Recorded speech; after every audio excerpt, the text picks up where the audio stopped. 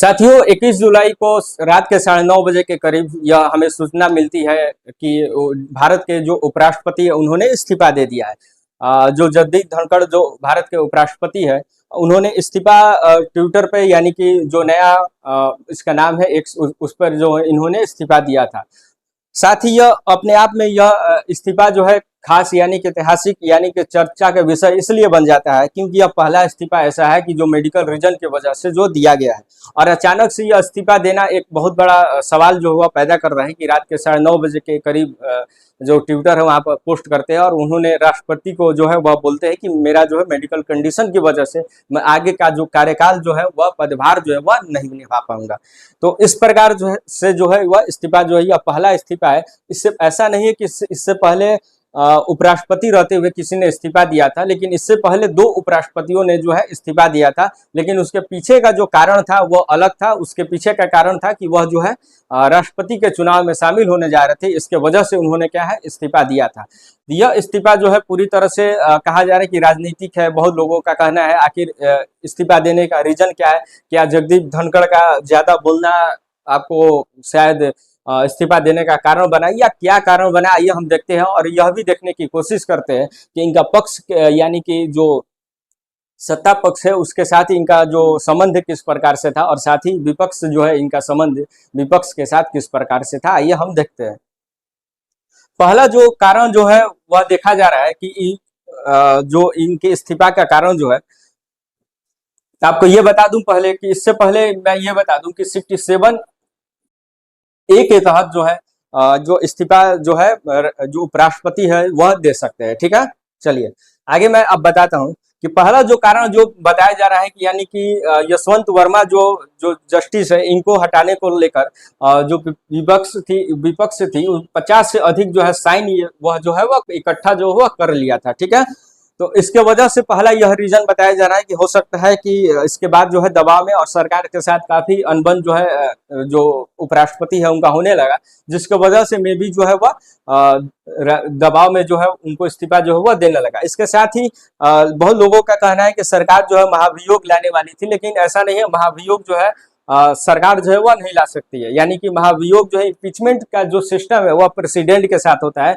सरकार क्या ला सकती है, यानी कि सरकार यानी कि इनको हटाने के लिए आपको वाइस प्रेसिडेंट को जब आप हटाना चाहते हैं तो यानी कि 67B के क्लॉज B के तहत जो है आपको प्रावधान है वहां से आप जो है इनको हटाया जो है वह जा सकता है। तो इसके लिए एक टर्म है उसको यूज किया जाता है, वह है यानी कि रेजोल्यूशन के तहत जो है उपराष्ट्रपति को जो है वह हटाया जा सकता है, ना कि आपको इम्पीचमेंट के तहत। इम्पीचमेंट के तहत आपको क्या है, महाभियोग के तहत आपको प्रेसिडेंट को जो है वह हटाया जा सकता है।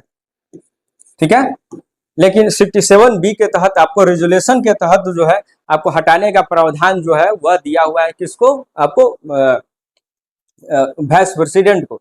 चलिए आगे हम बढ़ते हैं। अब इसके बाद ही इनका देखते हैं कि इनका कार्यकाल में किस प्रकार की चीजें जो है इन्होंने बयानबाजी जो जिसके वजह से कहा जा रहा है कि इनको हटाने का कारण जो है वह बना। देखिए इसके साथ ही वह क्या है, तो उन्होंने basic structure of the constitution जो है उस पर भी उन्होंने सवाल उठाया और उस पे भी उन्होंने बहुत ज्यादा इन्होंने टिप्पणियां की है, यानी कि देखते हैं कैसे। तो 2023 में उन्होंने basic structure of the constitution यानी कि जो संविधान है उस पर उन्होंने बताया कि इसको भी क्या है हम चेंज जो है वह हम कर सकते हैं और इस पे जो है कोई भी अधिकार जो है वह सुप्रीम कोर्ट का नहीं होना चाहिए, ऐसा न्यूज में आपको आता है।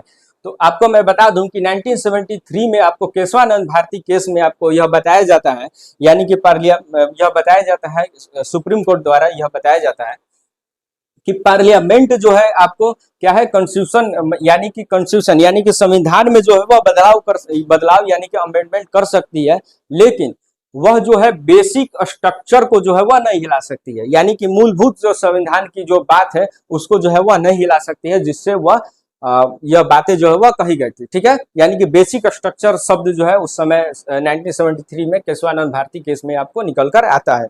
चलिए आगे हम देखते हैं। अब इसके बाद है नेशनल जुडिशरी अपॉइंटमेंट कमीशन। ठीक है, तो 2015 में सरकार इसको जो है जो अभी का जो सरकार है करंट गवर्नमेंट जो है, तो 2015 में इसको लाना चाह रही थी national justice of appointment act. ठीक है, तो बहुत सारे लोगों का कहना है कि यह आ जाएगा तो क्या है, पारदर्शिता जो है वो आ जाएगी, लेकिन सुप्रीम कोर्ट में इसको क्या है, रिजेक्ट कर दिया, जिसको लेकर जगदीप धनखड़ जो है उस पर सवाल उठाने लगे सुप्रीम कोर्ट पे कि आखिर उसने रिजेक्ट क्यों किया है इन सब चीजों को लेकर, और इसको काफी समर्थन करने लगे, और कॉलेजियन सिस्टम है उसको क्रिटिसाइज भी उन्होंने बहुत ज्यादा कर रहे थे।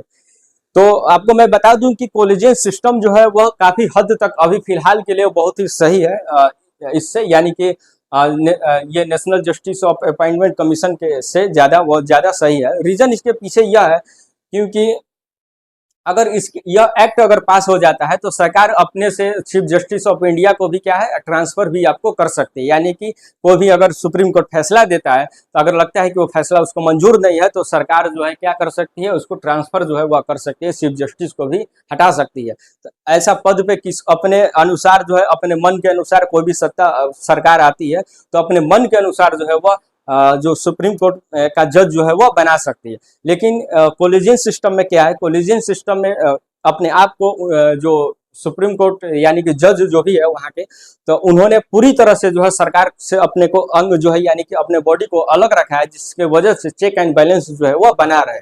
तो इसके लिए कॉलेजियन सिस्टम जो है वह काफी हद तक जो है फिलहाल में जब तक से उसका अल्टरनेटिव ना आए तब तक से वह काफी हद तक सही है। ठीक है, तो इसके वजह से यह सिस्टम जो है आपको इंदिरा गांधी ने भी बहुत ही बुरी तरह का तरीके से उन्होंने भी यूज किया था, और इंदिरा गांधी ने भी जब उनपे 1970 में जब उनपे दबाव आया जब सुप्रीम कोर्ट से, तो वह सुप्रीम कोर्ट को भी सुप्रीम कोर्ट के जो चीफ जस्टिस है उसको भी उनको जो है पद से हटाने के फिराक में जो है वह पड़ गई थी। तो उसके वजह से जो है इस प्रकार की आगे घटना न हो, तो इसकी वजह से सुप्रीम कोर्ट ने कॉलेजियन सिस्टम लाया, जिसके तहत जो है सरकार जो है कोई भी दबाव जो है, कोई भी करेंट गवर्नमेंट की जो सरकार है अगर दबाव बनाती है सुप्रीम कोर्ट पे तो वह जो है दबाव जो है वह नहीं लेती है।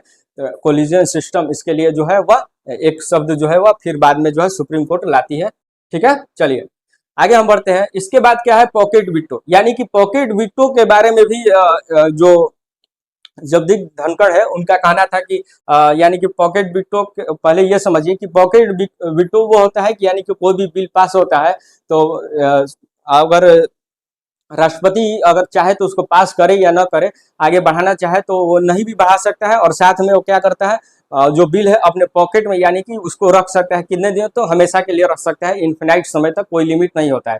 तो उसको लेकर सुप्रीम कोर्ट ने कहा था कि 3 महीने तक क्या है आपको कम से कम आपको रखना चाहिए, एक नियम बनना चाहिए। सुप्रीम कोर्ट ने इस बात को कहा था, और कहा था कि यह इन्फिनाइट यानी कि इन्फिनाइट दिन तक जो है आप नहीं रख सकते हैं, उसका जवाब जो है 3 महीने में आपको देना चाहिए, ऐसा सुप्रीम कोर्ट ने आपको बताया था।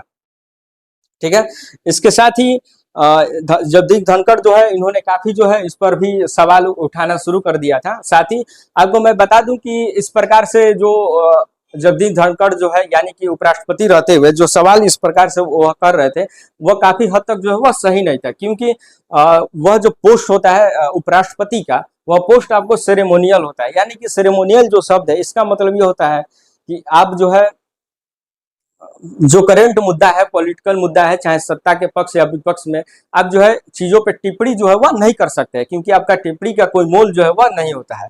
इसके साथ ही आपको मैं बता दूं कि ऐतिहासिक था कि जब चीफ जस्टिस सॉरी मतलब कि वाइस प्रेसिडेंट रहते हुए इन्होंने यानी कि राज्यसभा जो वह राज्यसभा मेंबर, ये राज्यसभा सभापति भी होते हैं जो चेयरमैन होते हैं यानी कि राज्यसभा के, तो वह रहते हुए उन्होंने 146 एमपीज को जो है क्या है उन्होंने सस्पेंशन किया था, यानी 140 हाईएस्ट नंबर है। यह अपने आप में ऐतिहासिक संख्या है जब किसी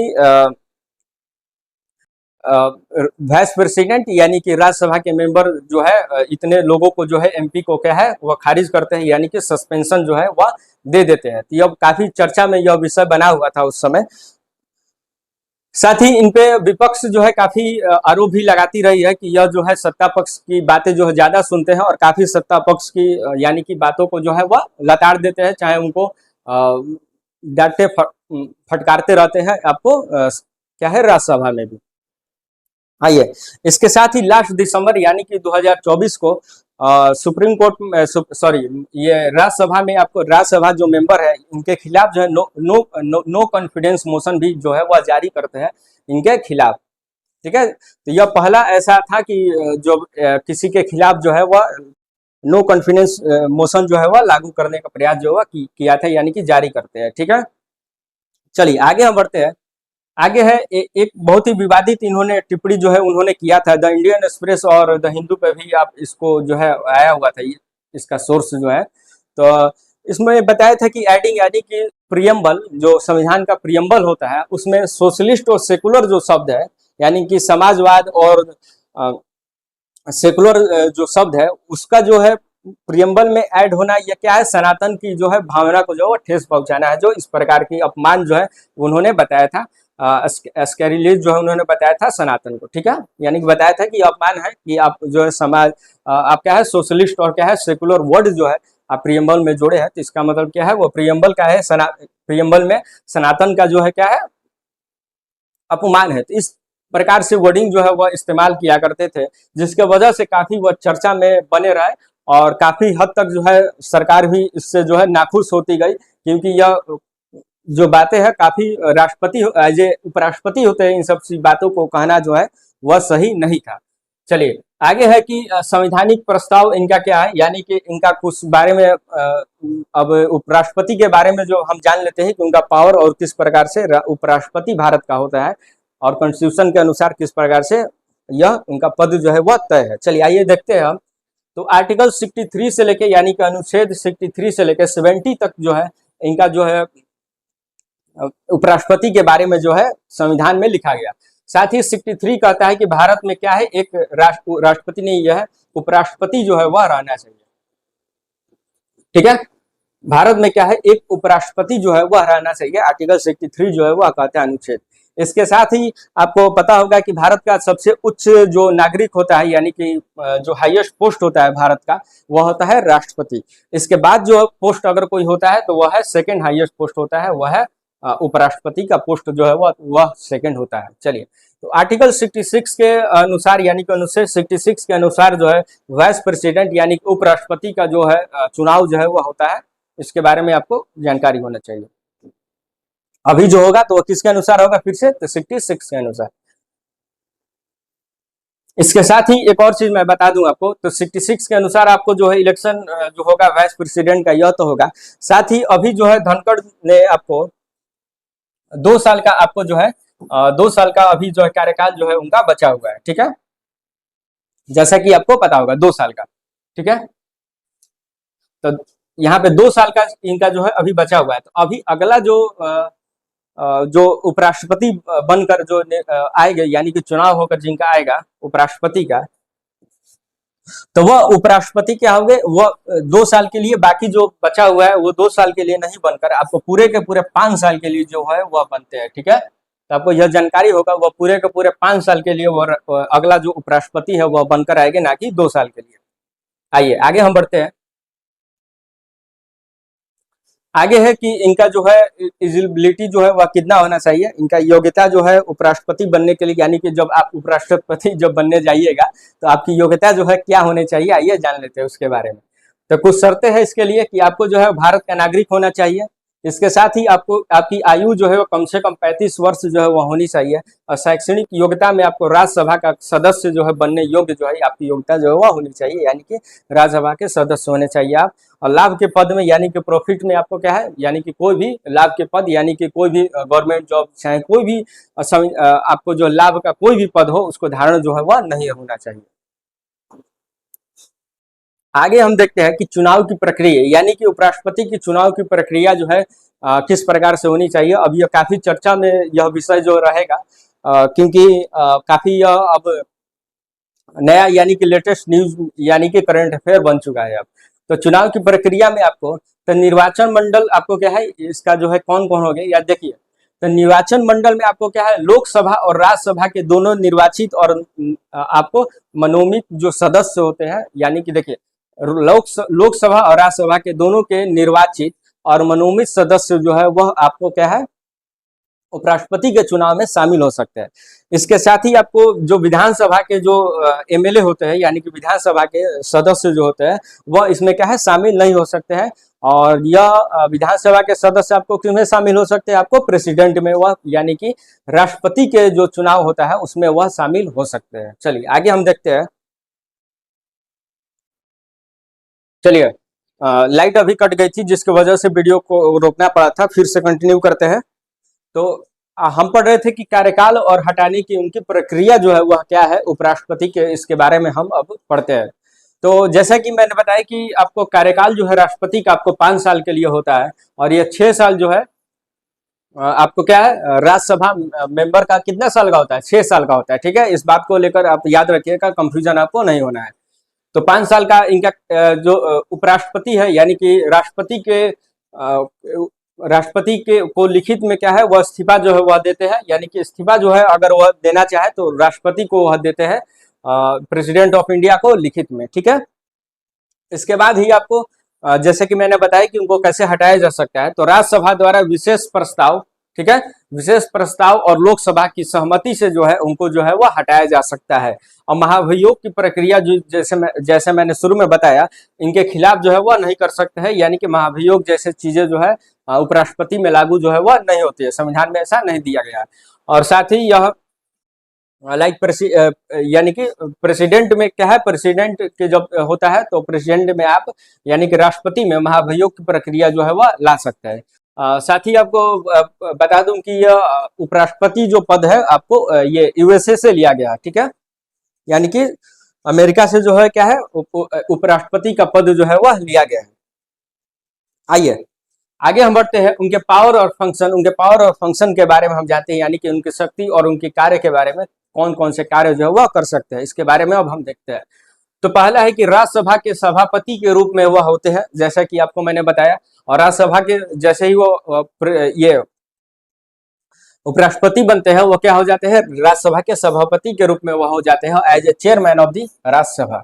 ठीक है, चलिए आगे हमें, और राज्यसभा की कार्रवाई की जो है वो अध्यक्षता करते हैं, यानी कि मॉनिटरिंग उनका जो है कार्य होता है, और इनका यह देखना होता है कि कोई भी जो राज्यसभा में जो वर्डिंग है, यानी कि असंसदीय और आचरण जो कर रहा है उसके खिलाफ जो है वह क्या है, और इसके साथ ही अनुशासन और क्या है, नियमों की निगरानी जो है वह करते हैं, और उसके खिलाफ जो है वह कार्रवाई करते हैं। अगर कोई नियमों को जो है इस प्रकार की जो है हरकतें अगर कोई करता है आपको राज्यसभा में, तो इसको वह मॉनिटरिंग जो है वह करते हैं।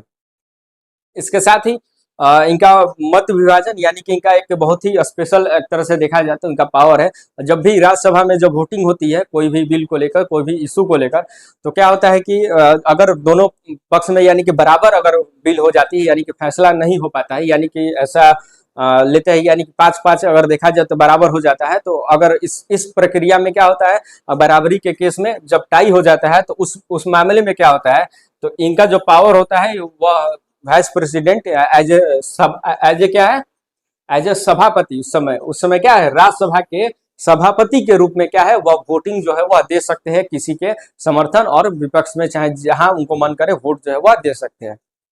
चलिए आगे है, एज ए इनका जो कार्य होता है एज ए एक्टिंग प्रेसिडेंट, इनका जो है कार्य वह होता है, पता होना चाहिए आपको। और साथ ही प्रेसिडेंट की जब मृत्यु और त्याग पत्र या असमर्थ होने की स्थिति में क्या है, इनको जो है पूरी तरह से क्या है, इनको प्रेसिडेंट की जो है पावर, यानी कि क्या है, राष्ट्रपति जो है वह बन जाता है, कार्यवाहक राष्ट्रपति जो है वह बन जाते हैं। और कार्यवाहक राष्ट्रपति जब बनते हैं तो इनके पास पूरा जो है सभी कार्य जो है वह करने की जो क्षमता जो है इनके पास आ जाती है, जो राष्ट्रपति जो है वह करता है। चलिए आगे हम बढ़ते हैं। आगे है वेतन और सुविधाएं, यानी कि वेतन, जो सैलरी और इनकी फैसिलिटी जो है वह कौन कौन सी है, इसके बारे में हम देखते हैं। तो इसमें हम देखेंगे कि कोई भी स्वतंत्र वेतन जो है इनको जो है वह नहीं दिया जाता है, आपको पता होना चाहिए, कोई भी स्वतंत्र ऐसा कोई स्पेशल नहीं है।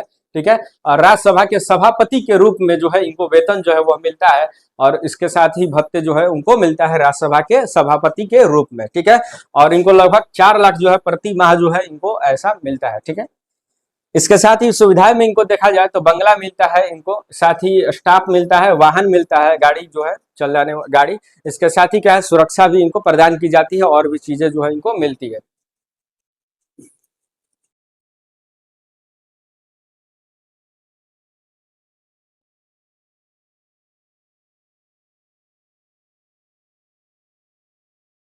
चलिए, इसके साथ ही मैं एक फैक्ट है जो आपको मैं बता देना चाहता हूँ।